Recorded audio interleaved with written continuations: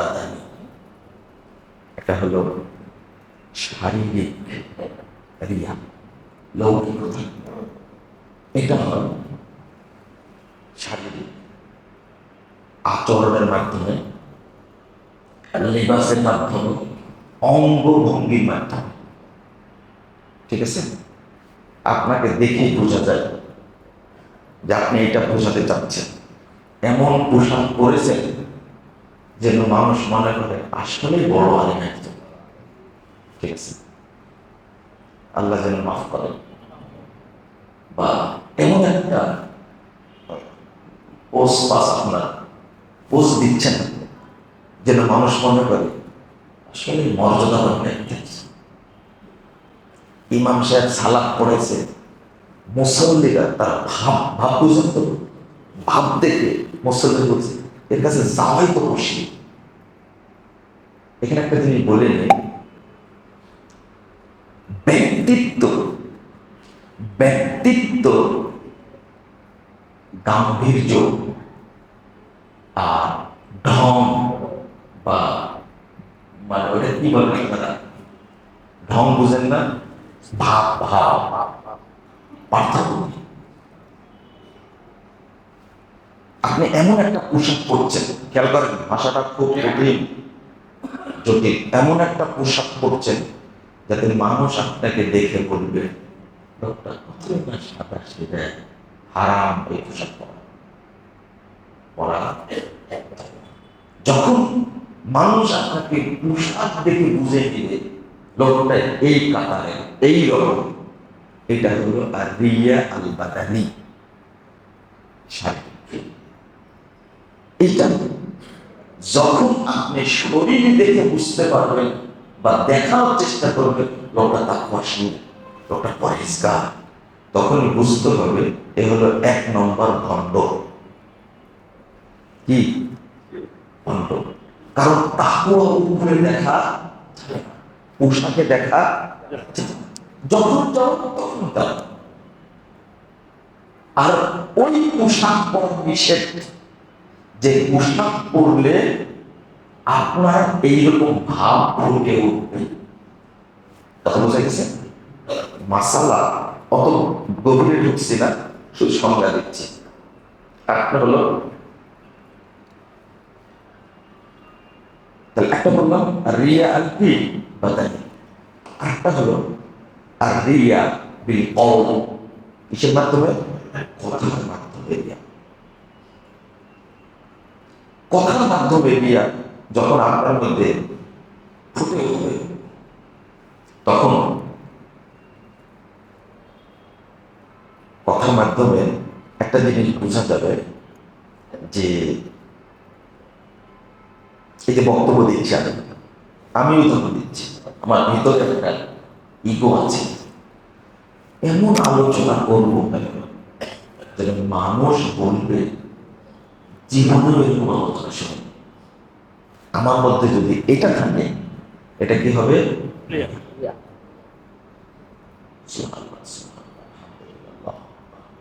আমি সবসময় মুখে বলছি, জনগণ মনে করছি কিন্তু কত পরেজগার, সবসময় ইস্তেগফার করতে আছে। এটা কি?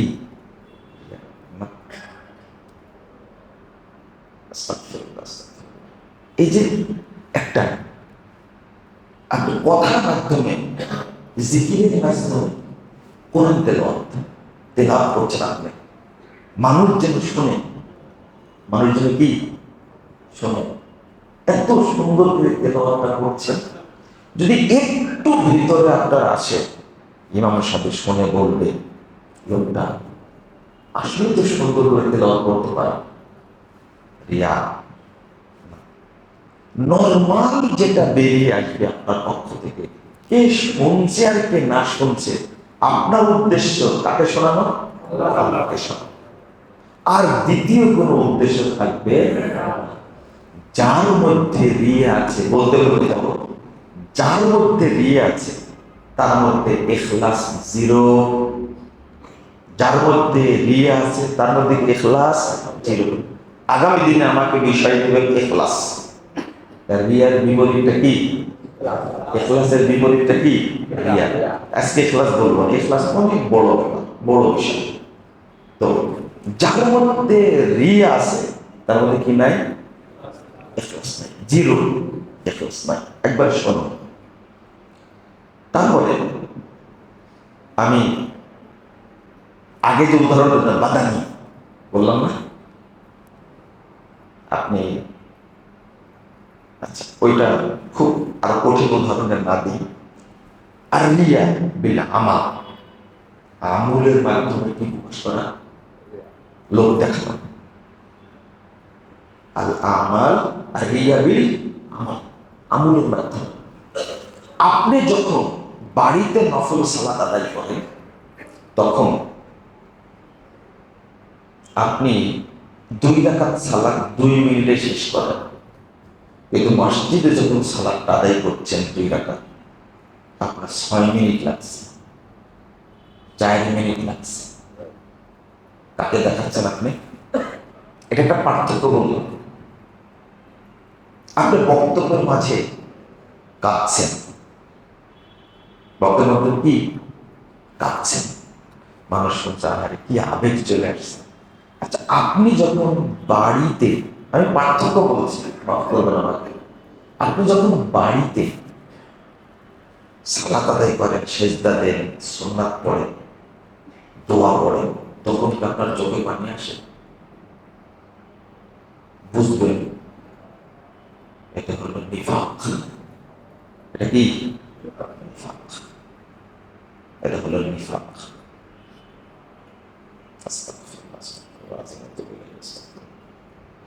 যেদিন একাকী ইবাদতের সাথে বাহিরের ইবাদতটা আপনার মিলে যাবে, সেই দিন বুঝবেন আমার আমলে রিয়া।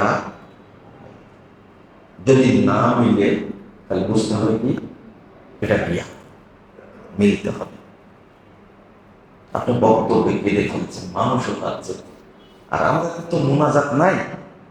কিন্তু যে মসজিদগুলো, বেদাতি মসজিদগুলো যে মুনাজাত হয়, আল্লাহ তোমার পায়ে ধরে তুমি মাফ করে দাও, এই কথাটা কি কথা? নাউজুবিল্লাহ। বাংলাদেশের অধিকাংশ মানুষ সেজদা করে স্বয়ং আল্লাহকে সামনে রেখে। এটা কি ঠিক? মুশরিক, কাফের। মানে আল্লাহ সর্বত্র কি? আল্লাহ সামনে আছেন, আমি কি মেরিয়ে দিলাম সেজদা। আল্লাহ হাজির হাজির, মানে ব্যাকুব দেখতেও পাচ্ছে, আবার কি উপস্থিত দেখো। বলে নাউজুবিল্লাহ। এটা বাংলাদেশের মানুষের জন্য খুব কঠিন জিনিস এটা। তাহলে কি বললাম? আপনার ভিতরের ইবাদত, ছোট্ট একটা কথা, আচ্ছা, আপনার কোন গোপন আমল আছে যা আল্লাহ ছাড়া কেউ জানে না? আপনার কাছে আমি জানতে চাচ্ছি না কি আমল। এইরকম কোন আমল কোনোদিন করেছেন আপনি? যে আমি একটা আমল করেছি, একটা সাদাকা করেছি, আমি এই দানটা করেছি, আল্লাহ ছাড়া পৃথিবীর দ্বিতীয় কোনো মানুষ জানে না। ধরেন আমি উদাহরণ দিচ্ছি, আপনি নফল সিয়াম পালন করেন সোমবার বৃহস্পতিবার, তাই না? এটা তো আপনার বাড়ির লোক তো জানে, আপনার গ্রামের লোকও জানে, মসজিদের সবাই জানে। এটাই গোপন থাকলো? তাহলে এটা না, আমি এটা জানতে চাইনি। তাহলে আপনি তাহাজ্জুদ পড়েন, বাড়ির লোক তো জানে, আপনার মসজিদের লোকও জানে, সবাই জানে, তাহলে এটা গোপন আমল। আপনি মসজিদে 10 লাখ টাকা দিয়েছেন, এটা মুসল্লিরাও জানে, সবাই জানে, তাহলে এটা গোপন আমল না। যার গোপন আমল করার অভ্যাস আছে তার মধ্যে রিয়া থাকে। আমাদের কি সে অভ্যাস আছে? ভালো আমল করেছেন কেউ জানে না, কে জানে? আর বর্তমান যুগে তো গোপন আমল করার কোনো সুযোগই নেই। বরং আপনি 500 টাকার একটা চেক দিবেন, তো কতটা যে ছবি তুলছেন আপনি, ফেসবুকে পোস্টার, অমুককে দেওয়া তমুককে দেওয়া, লা হাওলা ওয়ালা কুওয়াতা ইল্লা বিল্লাহ। এগুলো রিয়া না, তাই না? এগুলো রিয়া না, লোক দেখেন, লোক দেখেন, রাগ হচ্ছে না আপনারা? এর মাঝেও কত মানুষ আছে, একটা আপনি মাত্র একটা পোশাক দিচ্ছেন 250 টাকা দাম, একটা শাড়ি দিচ্ছেন, কত মাঝে ছবি তুললেন, ব্যক্তি একজন দিতে গেছে, যারা সবাই একসঙ্গে ছবি তুলে দেওয়া হচ্ছে। কত সুন্দর ইখলাস! এই জন্য প্রশ্ন করলাম, নিজেকে প্রশ্ন করবেন আপনি আজ থেকে, একটা মুমিনের পরিচয়, আমি কোন আমলটা করেছি যেটা আল্লাহ ছাড়া কেউ জানে না। কেউ জানে? দেখেন তো বের করতে পারেন কিনা। আছে, এই প্র্যাকটিসটা দয়া করে করবেন, তাহলে আপনার মধ্যে রিয়া থাকবে না ইনশাআল্লাহ।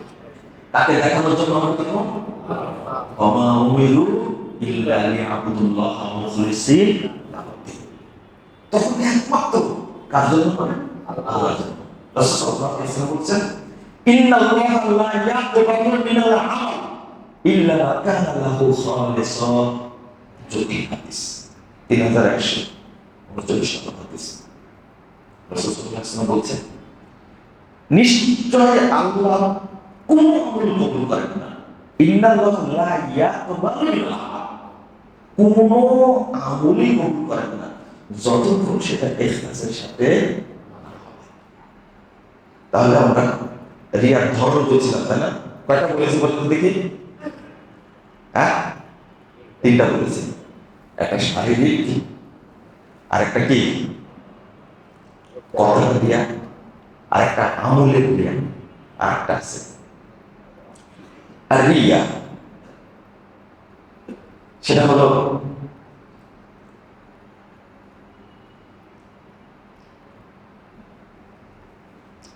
আপনার অনুসারী, আপনার ভক্তবন্ধু কার বেশি, ঠিক আছে? আরবিতে এটাকে বলে বিকাসরাতিল আসহাব ওয়াজ যুওয়ার। আপনার ভক্তবন্ধু কার কত ভক্ত? এই যে আমি বক্তব্য দিলে আমার বক্তব্য এত ভাইরাল হয়, মানে ওটা কি বলে জানো? বেশি মানুষ দেখে কি বলে? ফলোয়ার না, ভিউ ভিউ ভিউ। এই যে অহংকার, একটা একটা রিয়া। আরে ও বক্তব্য দেয় মাত্র 100 জন মানুষ দেখছে, তা আমি বক্তব্য দিই 1 লাখ মানুষ দেখছে, বুঝলেন? তাহলে বুঝা যাবে তার ফলোয়ার কি বেশি। এই যে এটা রিয়া। আপনার যদি চিন্তা থাকে এমন একটা বক্তব্য দেব যে বক্তব্যে, এক বক্তব্যে ফলোয়ার হবে 2 লাখ, 3 লাখ, 4 লাখ, মনে হয় না আমারই এইরকম ইচ্ছা আছে আজকের বক্তব্যটা যেন এতটা ভাইরাল হয়। আর এখানে ফলোয়ার যত হবে, কমার্স যত করবে, আর একটা কি বলে, শেয়ার যত হবে, আর একটা কি বলে, লাইক, আরো অনেকগুলো আপনাদের আছে, তত বোঝা গেল, তত পপুলার লোকটা, তত জনপ্রিয় লোকটা। এই ভক্তদের জালে যদি আপনি পড়ে যান, তাহলে বুঝতে হবে আমি চলে গেছি রিয়ার সাগরে, লৌকিকতা সাগরে চলে গেছি। বলেন নাউযুবিল্লাহ। আমাদের জন্য এই চিন্তার ভিতরে লোক বেশি নাই, বক্তব্য হবে, এটা কি ইগো। ভক্ত যত বেশি, অহংকার তত বেশি। আমি বলি আপনারা আমার কেউ ভক্ত হবেন না। আচ্ছা, আমি একটা কথা বলি এখানে, কিছু মনে করবেন না। সেটা হলো ভক্ত, এই ভাষাটা কি সাধারণ ভাষা? হ্যাঁ, ভক্ত তো পীরের হয়, কারণ শয়তানের ভক্ত। কারণ ওই ভক্ত মনে করে যে আমার পীর কখনো ভুল করতে পারে না, যা বলবে তাই কি সঠিক। এই জন্য আর ভক্ত বাড়ানোর লালসা যার মধ্যে আছে, লোলুপতা যার মধ্যে আছে, ও জীবনে হক কথা বলতে পারবে না ইনশাআল্লাহ, পারবে। যেমন বর্তমান প্রেক্ষাপটে বাংলাদেশে যা হচ্ছে, সবাই মুখে কুলু পেটে বসে আছে, তাই না? কুলু পেটে বসে আছে না? কেউ বলছে ঢাকা বিশ্ববিদ্যালয়ের এক কুলাঙ্গার আল্লাহর উপরে গজব নাজিল করে না, মুআবিয়া রাদিয়াল্লাহু আনহুকে, বিখ্যাত সাহাবী একজন, যার জন্য আল্লাহ সুবহানাহু দোয়া করেছেন, এই সাহাবীকে শয়তান এটা সেটা বলে গালি দিয়েছে। কিন্তু আপনাদের ভাইরাল শায়েখরা কিন্তু একটা কথাও, বাংলাদেশে আয়াতুল শয়তান, এই অপবিত্র খবিস মারা গেল, এর জানাজা করছে, কিন্তু একজন ভাইরাল শায়েখ বলল না এদের জানাজা পড়া যাবে না, বরং দালালি করছে। কি করছে? দালালি করছে। কয়টা শেষ করতে বলেন? এই প্রশ্নের উত্তর দেওয়া লাগবে। আচ্ছা, আমি কিন্তু রিয়ার আলোচনা শেষ করিনি। আমি বলছি এই জায়গায় ভক্ত যেন বাড়ে, ভক্ত বাড়ানোর কৌশল এটাও কি আর প্রকার না বলি। এবার এইটা রিয়াটা কখন নিফাক আকবার হবে এটা বলতে হবে। যদি নিফাক আকবার মানে বড় মুনাফিক যদি হয়ে যায় রিয়ার মধ্যে ঢুকতে গিয়ে, তখন কি আমার মধ্যে কিছু থাকবে? হ্যাঁ, রাসূলুল্লাহ সাল্লাল্লাহু আলাইহি ওয়াসাল্লাম কত উদাহরণ দিয়েছেন। এই উদাহরণগুলো আপনাদের সামনে একটু বলার দরকার। একটা হাদিস বলতে গিয়ে আল্লাহু আকবার, সেই মুসলিমে হাদিস এসেছে 905 নম্বর হাদিস। হাদিসটা আপনার জানা হাদিস, আমি ওটা বলবো না। হাদিসটা আপনাদের কি জানা হাদিস? সেটা হলো আল্লাহ রাব্বুল আলামিন কাল কিয়ামতের মাঠে একজন কাহিনীকে বলবেন, খুব সুন্দর তেলাওয়াত করতে থাকবেন। সে কি বলবে? আমি সুন্দর তেলাওয়াত করেছি আপনাকে সন্তুষ্ট করার জন্য। আল্লাহ কি বলবেন? তো মিথ্যা বলছো। সবচেয়ে ভালো কে জানে? তখন কি তর্ক করতে পারবে? আরেকজনকে বলবেন, তোমাকে মাল দিয়েছিলাম, কি করেছো? দান করেছি প্রচুর তোমার জন্য, মিথ্যা বলছো। আরেকটা হাদিস আছে তিরমিজিতে, আল্লাহ বলার সাথে সাথে ফেরেশতারা সাক্ষী দেবে তুমি মিথ্যা বলছো। আল্লাহ বলবেন, কারা বলবেন? ফেরেশতারা মিথ্যা বলছো। আরেকজনকে জিহাদ করেছে আল্লাহ রাস্তায়, তখন বলবে তোমার সাথে জিহাদ করেছি, কিন্তু আল্লাহ বলবেন কি তুমি মিথ্যা বলছো। তোমরা এইগুলো করেছিলে নিজেকে ভালো কারি প্রমাণ করার জন্য। প্রমাণ হয়ে গেছে, প্রমাণ হয়ে গেছে। তুমি দান করেছিলে, মানুষ জন্য আমার কি বলে বড় দানশীল, এটা মানুষ বলেছে। তুমি জিহাদ করেছে, মানুষ তোমাকে বলেছে। আরো কঠিন কথা হলো এই হাদিস যখন বর্ণনা করছেন আবু হুরায়রা রাদিয়াল্লাহু আনহু, এই হাদিস যেটা বললাম লম্বা হাদিসের কথা এসেছে, একবার না 3 বার যিনি বর্ণনা করছেন তিনি বলছেন যে আবু হুরায়রা রাদিয়াল্লাহু আনহু তিনি বলেছেন যে আনশুদুকা বিহাক্কিন ওয়া বিহাক্কিন লামা হাদাসতানি হাদিসান সামি'তু মিন রাসূল সাল্লাল্লাহু আলাইহি ওয়াসাল্লাম ফাকালা আবু হুরায়রা আফআলু আবু হাদিস ওয়াহাদিসুনাক হাদিসান হাদাসানিহি রাসূলুল্লাহ সাল্লাল্লাহু আলাইহি ওয়াসাল্লাম। এই কথা বলতে গেছেন, ঠিক আছে তোমাকে হাদিস শোনাবো, তুমি আমাকে এমন একটা হাদিস শোনাও যে রাসূল সাল্লাল্লাহু শুনেছো। আবু হুরায়রা বলে ফেললেন অবশ্যই শোনাবো। সুম্মা নাগাশা আবু হুরায়রা, এই শোনাতে গিয়ে আবু হুরায়রা রাদিয়াল্লাহু আনহু কি হয়ে গেলেন? অজ্ঞান হয়ে গেলেন। আমার কথা কলিনা, একটু পরে সুম্মা আফাকা, আবার তার স্বাভাবিক অবস্থা ফিরে আসছে। ফাকালা লাউ উহাদ্দিসান্নাক হাদিসান হাদাসানি রাসূল, আবার বলছে অবশ্যই অবশ্যই তোমাকে ওই হাদিস শোনাবো যে হাদিস আমার রাসূল শুনিয়েছে। এরপরে বলছেন হাদাল বাইত মানা আহাদুল বাইত ওয়া খায়র সুম্মা নাকাশা আবু হুরায়রা, এই কথা বললেন আবার তিনি বিমুখ হয়ে গেলেন, আমি কেমনে শোনাবো এই হাদিস। আবার বলছেন সুম্মা আফাকা ওয়া মাসাহা ওয়াজহাহু, তিনবারের বেলায় আবার হাদিস আসছে, তিনি দ্বিতীয়বার আবার স্বাভাবিক হলেন এবং মুখটা মুছলেন, আবার একই কথা বললেন, বলার পর বলছেন এবার হাদিস শোনালেন সুম্মা নাকাশা আবু হুরায়রা নাকশাতান উখরা সুম্মা আফাকা ওয়া মাসাহা ওয়াজহাহু, আবার তিনি ফিরে গেলেন, মানে হাদিসটা বলতে। দেখেন সাহাবীদের মধ্যে আমাদের মধ্যে কত পার্থক্য, তাই না? আমরা হাদিসটা শুনলাম কিন্তু আমাদের মধ্যে কোনো প্রতিক্রিয়া আসে না। কিন্তু ওই হাদিস জেনে আবু হুরায়রা রাদিয়াল্লাহু আনহু কেমন প্রতিক্রিয়া। আর আবু হুরায়রা রাদিয়াল্লাহু আনহু কি সাধারণ সাহাবী? সাধারণ সাহাবী।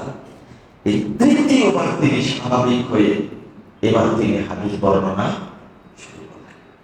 কোন কোন হাদিসে আসছে চারবার বেহুশ হয়ে গেছে, এই হাদিসে আসছে সুম্মা নাকাশা আবু হুরায়রা নাকশাতান শাদীদান সুম্মা মালা ফাররা ওয়াজহি, চতুর্থবার যখন তিনি কি হয়ে গেলেন? বেহুশ হয়ে গেলেন, তখন তিনি একেবারে হুমড়ি খেয়ে মুখটা মাটির সঙ্গে পড়ে গেল।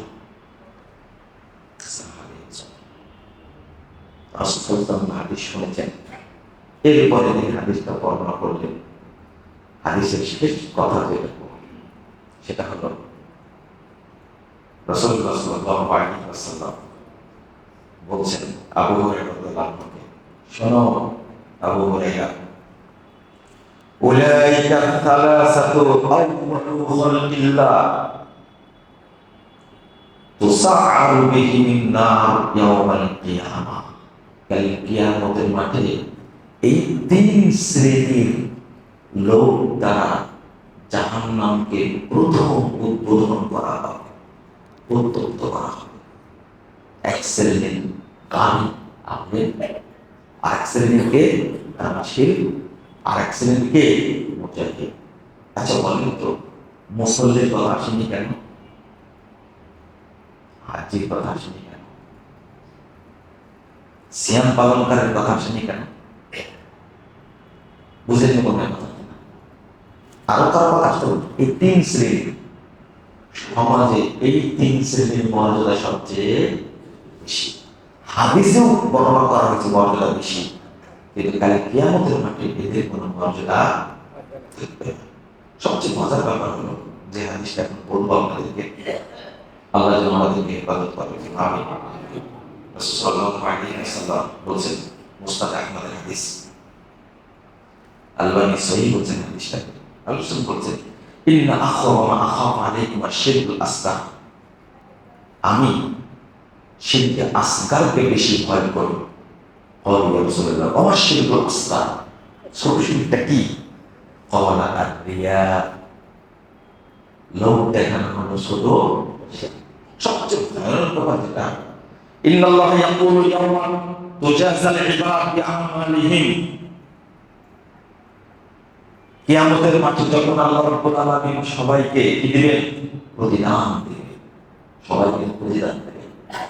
তখন আল্লাহ বলবেন ইযহাবু ইলাল্লাযীনা কুনতুম তুরাউনা বিআমালিকুম ফিদ দুনিয়া, যখন আল্লাহর কাছে প্রতিদান নিতে যাবে, তখন আল্লাহ বলবেন, তোমরা যাও, তাদের কাছে যাও যাদেরকে দেখায় তোমরা কি করেছো, ইবাদত করেছো। ফানজুরু হাল তাজিদুনা ইনদাহুম জাযা, দেখো তাদের কাছে গিয়ে কোনো প্রতিদান তারা দিতে পারে কিনা, তোমার কাছে প্রতিদান পাও কিনা। এই দায়িত্ব কে নিয়েছেন? আল্লাহ নিজে বলবেন, ইযহাবু, যাও, ইযহাবু ইলাল্লাযীনা কুনতুম তুরাউন আমালাকুম ফিদ দুনিয়া, দুনিয়াতে যাদেরকে দেখানোর জন্য তুমি করেছো তাদের কাছে যাও, দেখো তারা তোমাকে প্রতিদান দিতে পারে কি, পারবে কেউ? এক নেকি দিবে? তাহলে আজ থেকে কোন আমল স্ত্রীকে দেখানোর জন্য, ইমামকে দেখানোর জন্য, বা ধনী লোককে দেখানোর জন্য, কোন আলেমকে দেখানোর জন্য করা যাবে না। এতদিন যদি করে থাকি, আল্লাহ তুমি আমাদের মাফ করো। আজকে যদি আল্লাহর কাছে আমরা তওবা করি, তাহলে কি করবেন আল্লাহ? ইল্লা মান তাবা ওয়া আমানা ওয়া আমিলা আমালান সালিহা ফাউলাইকা ইউবাদদিলুল্লাহু সাইয়্যাতিহিম হাসানাত। আল্লাহ বলছেন, যদি তওবা করে, ঈমান আনে আর আমল সংশোধন করে, আল্লাহ রাব্বুল আলামিন তাদের সমস্ত পাপকে নেকি দ্বারা পরিবর্তন করে দিবেন। আলহামদুলিল্লাহ। আজকে থেকে আমরা আল্লাহর কাছে তওবা করি, আল্লাহ আর কোনোদিন কাউকে দেখানোর উদ্দেশ্যে না আমল করব না। যদি কোনো ব্যক্তি একটু, যদি কোনো ব্যক্তি কোন আমল, বাড়িতে জামাই আসছে, শ্বশুর কোনোদিন নামাজ পড়ে না, আজকে চলে এসেছে নামাজ পড়তে, এ হলো খালেস মুনাফিক। কি মুনাফিক? একবারে নির্ভীক জাল মুনাফিক। মানে ও কোনোদিন সালাত পড়ে না, আজকে একমাত্র কাকে দেখানো করছে, জীবনে দাড়ি রাখে। এখন মেয়েকে বিয়ে দেওয়ার পরে মানুষ কি বলবে, এগুলো খাঁটি মুনাফিক, এখন দাড়ি ছেড়ে দিয়েছে। শোনেন, আমি বলেছি আমল সংশোধন করে নেবেন। কি করে নেবেন? সংশোধন। আপনার দাড়ি রাখা 10 বছর হয়েছে, মনে করেন 10 বছর হয়েছে, তখন নিয়াতটা ছিল বয়স হয়ে গেছে, দাড়ি রাখতেই হবে। এটা কি বলেন? এটা কি মুনাফিক? এটা কি নিফাক? এটা নিফাক। 10 বছর পরে আজকে আলোচনা শুনে তাহলে দাড়ি কি কেটে ফেলবো? দাড়ি কি কেটে ফেলবো? যেহেতু গোড়া ছিল কি, যখন রাখেন তখন নিয়াত ছিল কি, বয়স হয়ে গেছে। এখন বুঝলেন আমার নিয়াতটা কি ছিল না? দাঁড়িয়ে রাখা যাবে না, আজকে নিয়াতটা কি করে ফেলতে হবে? ঘোরাই নিতে হবে। আল্লাহ আজকে বলছে তোমার সন্তোষের জন্য আমি দাঁড়িয়ে রেখেছি। আর যারা স্ত্রীর ভয়ে দাঁড়িয়ে রাখেননি, তারা কি? এটা আত্মপূজা। কার পূজা করে? আল্লাহ আকবার। নবী মুহাম্মদ সাল্লাল্লাহু আলাইহি ওয়াসাল্লাম মুসলিম না, একজন খ্রিস্টানকে সামনে দেখছে ও দাড়ি কাটা। আল্লাহ রাসূল বলছেন, ওই এই দেখো নিমাদা ফালতা, এটা করছে কেন? বলছে আমাদের ইসলাম। তো লোকটা বলছে আমাদের বাদশা আমাদের নির্দেশ দিয়েছে দাড়ি চাচার জন্য। তখন আল্লাহ রাসূল সাল্লাল্লাহু আলাইহি ওয়াসাল্লাম বলছেন, দেখো আমানি রব্বি আযজা ওয়া জাল, আমার রব আমাকে নির্দেশ দিয়েছেন আর ওয়ালিয়াতি ওয়া রফিয়া শারবি, আমার রব আমাকে নির্দেশ দান করেছেন আমি যেন দাড়ি লম্বা করি, মোজ যেন খাটো করি। তুমি বলছো বাদশার কথা, আমাকে নির্দেশ দেন কে?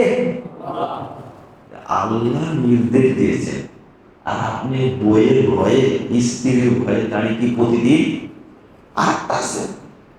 বয়স আপনার 72 বছর হয়েছে, এখন এত সুন্দর করে দাড়ি কেটে আপনি কাকে দেখাতে যান? শালীর তো এরকম স্বাভাবিক বয়স নাই। বুঝেন নি কথা? আমার কথা বলি সরাসরি তো, শালীর তো ওই বয়সের নাই যে শালীর সন্তুষ্টির জন্য আপনি দাঁড়িয়ে কাটেন। 72-75 বছর বয়স আপনার, কার আশায় আপনি এটা করেন? নিজেকে যেন যুবক যুবক লাগে। ওই রাস্তার যারা মহিলা যায় তাদেরকে সন্তুষ্ট করার জন্য সন্তুষ্টি, খেয়াল করেন, সন্তুষ্টিটা কার? আল্লাহ না শয়তান? হ্যাঁ, কার উদ্দেশ্যে আপনি দাড়িটা চাচ্ছেন আর সাইজ করে রাখছেন? কার উদ্দেশ্যে? হ্যাঁ, কাকে সন্তুষ্ট করার জন্য? বলেন না। এইভাবে দাড়ি সাইজ করে রাখলে আল্লাহ সন্তুষ্ট হবে এই জন্য? না না, এই যে ইখলাস, এই নিয়াত, রিয়া, সবগুলো মিলিয়ে একটা চিন্তা করবে আমার মধ্যে কি আছে আর কি নাই। রিয়া এত কঠিন একটা অপরাধ, এটা শিরকে আসগার বলছে।